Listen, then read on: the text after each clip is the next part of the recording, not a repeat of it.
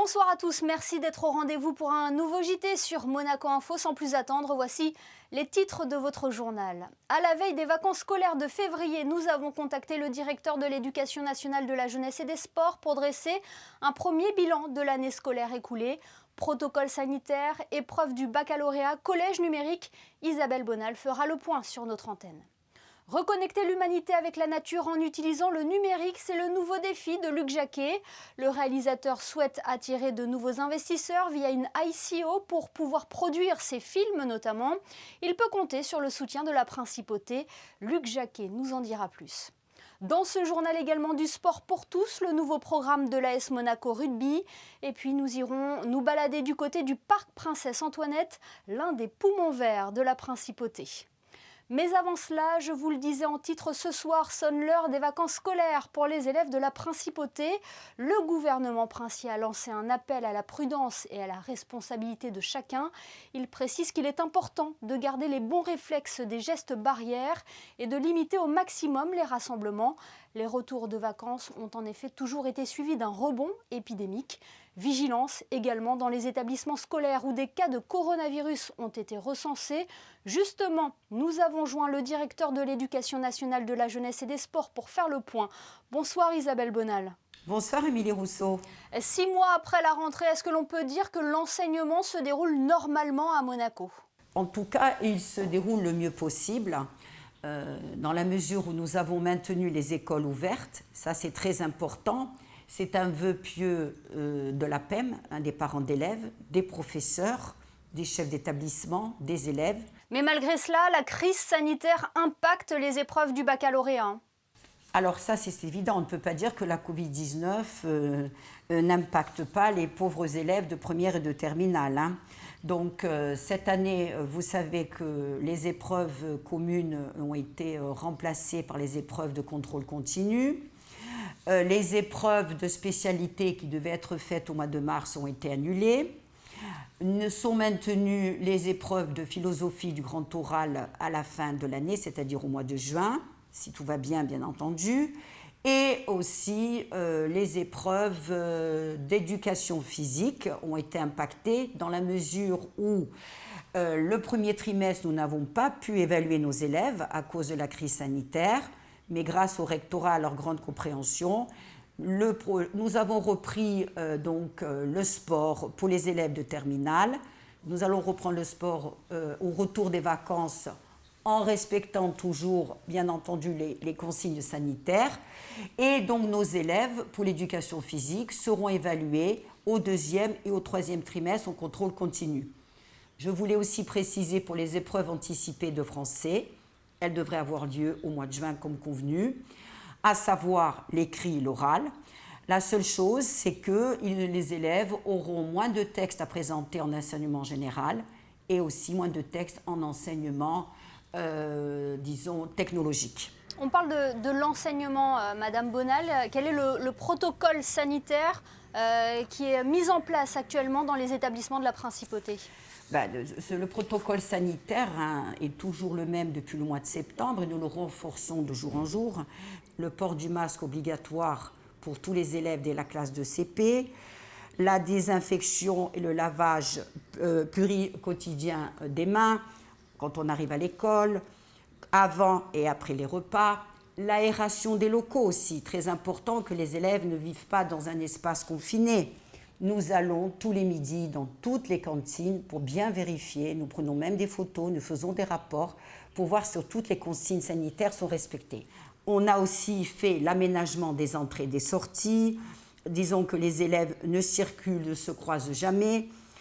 On a renforcé des plans de nettoyage et de désinfection dans les locaux et au niveau des équipements. On a vu tout de même, Madame Bonal, des cas de coronavirus qui ont été révélés dans plusieurs classes de Monaco, obligeant certaines à fermer. Il y a eu beaucoup de cas recensés depuis la rentrée scolaire. Ce que je peux vous dire, c'est qu'au retour des vacances scolaires, malheureusement, au retour des vacances de Noël, on a constaté une recrudescence du virus parce que les parents, les élèves, les amis, peut-être nous tous, nous ne sommes pas assez prudents. Donc, nous avons fait une campagne de dépistage au retour des vacances, la DNJS toujours en accord avec la DASA. Nous les avons amenés, bien entendu, au centre Léo Ferré. sur la base du volontariat. Évidemment, ce sont des enfants mineurs, il faut que les parents soient d'accord. Donc, nous avons fait en sorte de faire donc, ce dépistage. Nous avons eu quelques cas, effectivement, mais nous avons pris les mesures nécessaires pour préserver les autres camarades. Donc, à ce jour, 7 classes ont été fermées depuis le début de l'année, dont 4 classes de maternelle. Donc, vous comprenez que pour des petits de 3, 4, 5 ans qui ne portent pas le masque, quand un enfant est testé positif, nous faisons en sorte que l'enfant, bien sûr, soit mis en éviction, mais comme on ne peut pas lui faire subir un test, on préfère fermer la classe par souci de précaution. Et je dois dire que les parents sont tout à fait compréhensifs et au contraire nous remercient d'être prudents. Donc maintenant, il ne faut pas non plus être alarmiste. Si un élève a été testé positif, si déjà il n'était pas là pendant 4-5 jours, il est évident qu'on ne va pas fermer la classe. Malheureusement, il faut le dire, c'est souvent dans la sphère intrafamiliale ou à l'extérieur, quand ils vont peut-être dans des magasins ou quand ils vont dehors, quand ils se fréquentent entre eux, qu'ils contractent le virus. Alors je jette la pierre à personne, parce que personne ne le fait exprès, mais voilà. Donc, dans la mesure où il y a un climat de confiance entre les autorités, les chefs d'établissement, les professeurs, les familles et les élèves, il ne faut pas s'alarmer. On a bien compris votre message à la prudence et à la responsabilité à la veille des vacances scolaires. Est-ce que comme pour après les vacances de Noël, vous allez effectuer une nouvelle campagne de dépistage, toujours sur la base du volontariat ? Toute personne, que ce soit élève, parent ou personnel, enseignant, non enseignant, qui souhaitera se faire dépister à la rentrée pour se sentir plus à l'aise, je comprends, il suffira de téléphoner à la cellule Covid-19 qui est présente de 8h le matin à 20h le soir pour prendre un rendez-vous. Il ne sera pas nécessaire d'avoir un certificat médical, absolument pas. Donc il suffit de prendre un rendez-vous téléphonique et les enfants auront l'autorisation, même sur leurs heures de travail. Bon, s'ils peuvent y aller à un autre moment, c'est mieux, mais ce n'est pas moi qui vais leur interdire d'y aller, pourront se faire tester. Une dernière question, Isabelle Bonal. Vous parliez tout à l'heure de l'appui du numérique. L'année dernière, en fin d'année scolaire, où en est le collège numérique ? Écoutez, c'est un véritable succès. Donc, ce qu'il faut que vous sachiez, c'est que tous les élèves du collège Charles III ont un ordinateur portable individuel avec l'ensemble des manuels en version numérisée téléchargée et un environnement de logiciels complet, sécurisé et adapté à l'enseignement qui ont été choisis par les professeurs. Nous avons aussi le lycée numérique, vous savez que c'est notre prochaine étape dans l'éducation. Donc là, nous sommes en train d'échanger avec donc, les professeurs, les équipes de direction, les établissements scolaires concernés pour finaliser le cadre de ce projet. Eh bien, merci beaucoup, Madame Bonal, pour ce point conséquent sur l'enseignement en principauté. Je peux juste rajouter peut-être un petit mot, Émilie Rousseau. Je demande aux parents d'élèves, aux professeurs, aux élèves d'être très vigilants pendant les vacances scolaires.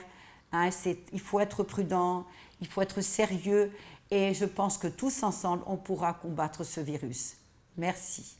Merci à vous. Au revoir, Émilie Rousseau. On retrouve Frédéric Hélion pour le reste de l'actualité en principauté. Bonsoir Frédéric. Bonsoir Émilie, on débute par la pause des enrobés. En principauté, quelles étapes rythment la campagne 2021 qui a commencé hier, le 18 février? Élément de réponse avec le chef de la section voirie signalisation. Les zones concernées vont être pour le Grand Prix donc de l'avenue des Spélugues jusqu'à la Darse Sud en quasi-totalité donc sur le port. On va réfectionner également le tapis d'enrobé sur le boulevard Albert Ier et la piste des stands. On va profiter également de cette campagne dédiée au Grand Prix pour réfectionner certaines zones dans la Principauté qui sont largement dégradées, donc notamment la quasi-totalité du boulevard du Jardin Exotique, une petite portion sur l'avenue de Fontvieille et une portion également devant l'opération Testimonio 2 sur le boulevard d'Italie. Ce sont des travaux de nuit pour minimiser l'impact bien sûr sur la gêne occasionnée aux usagers de la route. Nous vous en avons parlé hier, le gouvernement princier propose des aides dans le cadre du plan de relance en principauté. Si vous voulez effectuer quelques transformations ou aménagements dans votre appartement, une subvention directement réglée à l'entreprise sur présentation de la facture peut être sollicitée par le propriétaire ou le locataire à certaines conditions, 20% du montant total des travaux, plafonnés à 2 000 € par logement pour les plus de 65 ans, 20% également pour des travaux plafonnés à 1 500 € par logement pour les moins de 65 ans. Et puis cette information, la mission permanente de la Principauté de Monaco auprès des Nations Unies à New York a participé à la 59e session de la Commission du développement social. Une session qui s'est déroulée du 8 au 17 février et dont le thème prioritaire était la transition vers le développement durable et la justice sociale, le numérique au service du développement social et du bien-être de tous et de toutes. La délégation monégasque, consciente de l'importance de la pratique du sport à domicile, en particulier dans un contexte de pandémie, a obtenu que cette thématique fasse partie de la résolution sur le thème principal. Ainsi, la Commission reconnaît le potentiel des technologies numériques dans la pratique du sport et de l'activité physique.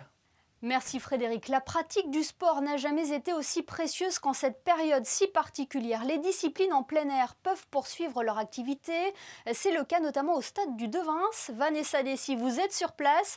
L'AS Monaco Rugby propose un nouveau concept intitulé « Sport pour tous ». Et oui, l'AS Monaco Rugby souhaite préserver l'activité des tout-petits en proposant un programme complet les mercredis après-midi et samedi matin. L'occasion de se défouler et de s'évader dans ce cadre unique. Loin d'un violent plaquage lors d'un match de rugby, le club monégasque se tourne plutôt aujourd'hui vers des sessions de sport santé. Les enfants peuvent participer à des activités ludiques et des jeux de cohésion autour de valeurs comme le respect, l'écoute et l'entraide. Beaucoup de motricité, on fait des jeux d'adresse, des jeux de cohésion, sans contact en gardant un peu nos distances, mais voilà, c'est essayer de se sentir bien au sein d'un groupe et de se dépenser. Donc il y a tout type d'activités, tout type d'ateliers. Tous les enfants jusqu'à 14 ans, plus grands si on en a beaucoup, ils sont les bienvenus aussi. Mais pour l'instant, voilà, on a des enfants de 4 ans jusqu'à 13 ans pour le plus grand et on a vu depuis 2 semaines à peu près 25 enfants. Ces activités ont été organisées grâce à un protocole sanitaire précis afin de protéger au mieux les enfants. Ce renforcement se traduit notamment par des mesures plus strictes en matière d'accueil et d'organisation.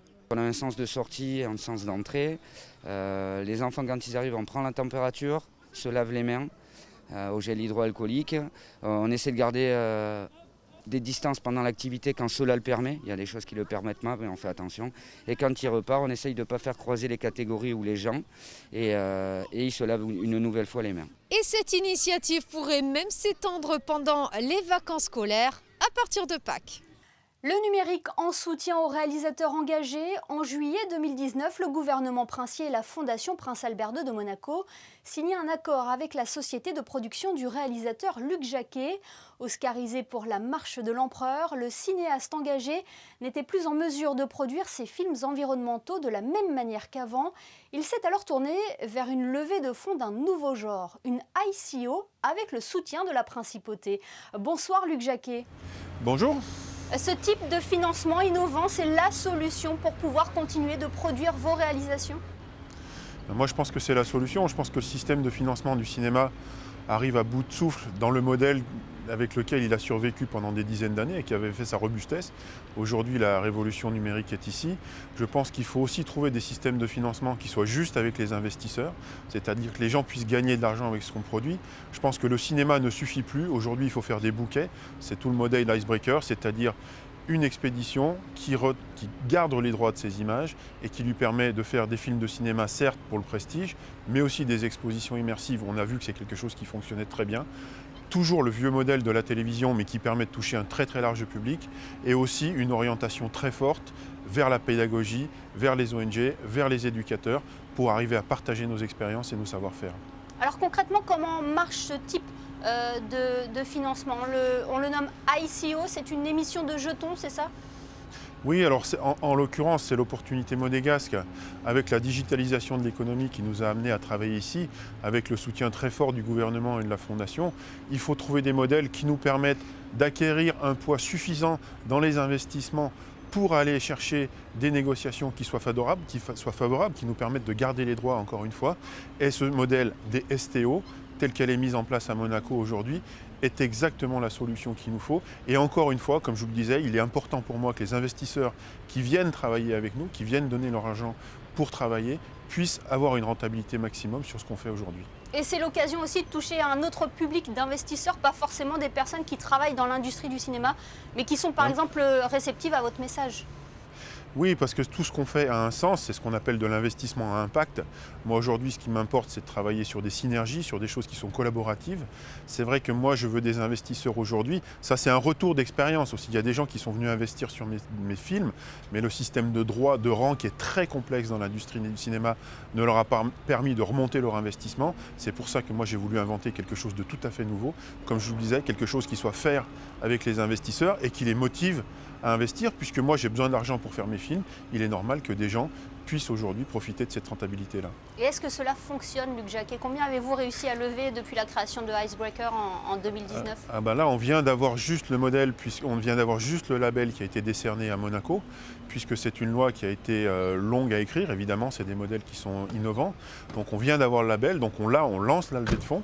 On lance la levée de fonds sur un premier modèle qui est un modèle d'expédition qu'on va tourner en Extrême-Orient russe.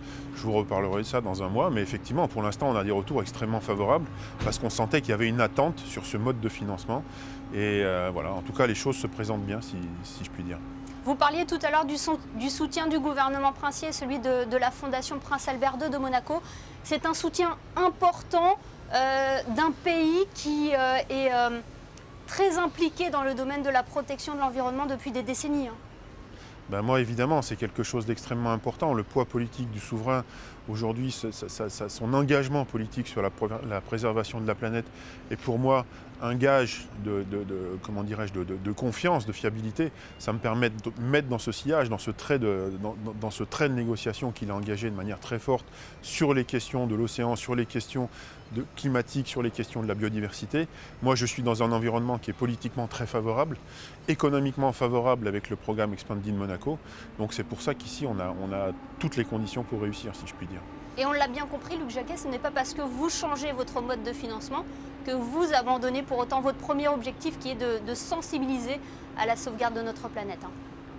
Oui, mais c'est un modèle, j'aime pas cette formule, mais qui est gagnant-gagnant, c'est-à-dire qu'on va faire des très beaux films à un niveau international. Pour moi, cette qualité, elle est essentielle aujourd'hui à conserver et elle nécessite une forme d'investissement. Ce qui n'exonère pas finalement, ce qui ne nous empêche pas d'avoir un impact, d'avoir un message politique, de passer des valeurs, de passer de l'émerveillement. Et ça, c'est quelque chose de très important pour moi. J'ajouterai aussi de la connaissance scientifique. La crise du Covid nous a montré qu'aujourd'hui, le message scientifique est très complexe à faire passer.